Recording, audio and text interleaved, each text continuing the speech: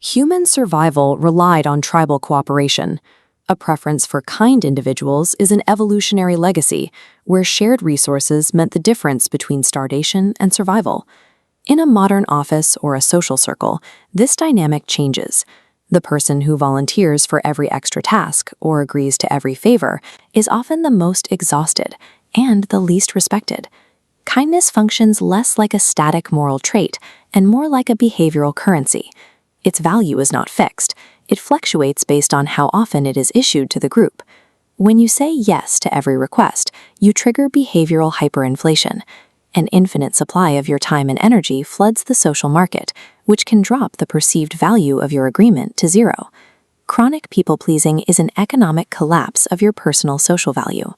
By making your compliance free and unlimited, you lower the cost for others to exploit your time. Clinical, measured. Take the example of a manager asking for a large project late on a Friday. There is a clinical distinction between genuine assistance and self-sacrifice driven by the anxiety of a potential conflict. Yielding to an unreasonable demand provides a short-term hit of dopamine as the brain's conflict avoidance systems relax, even as the long-term trend of self-respect begins to decline. While the internal brain processes this as relief, the external group observes a signal of submission.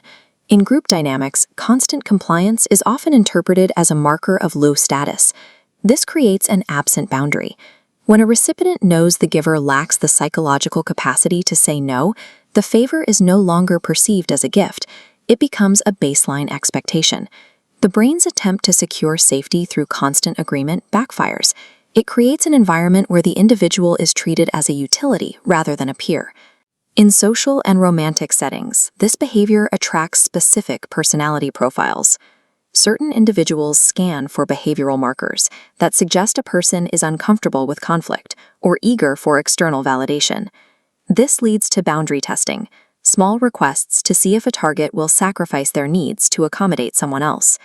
If the target complies, the manipulator adopts this compliance as the new baseline, expecting them to yield even further.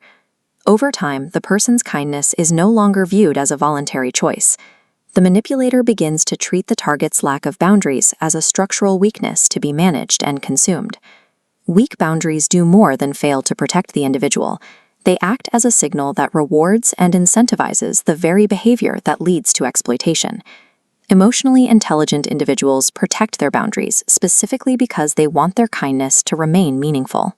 They understand that a yes only carries weight if no is a visible alternative.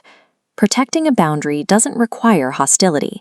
It's a calm resilience allowing one to remain pro-social without being absorbed by others' demands. In practice, this sounds like a firm statement of availability. I can help you with the research, but I cannot take on the writing for this project. It maintains the relationship while clarifying the limit.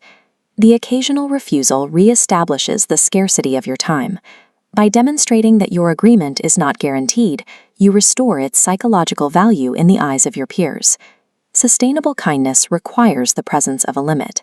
We are not respected for our willingness to give everything away, but for the clarity and courage we show in deciding what we will keep for ourselves.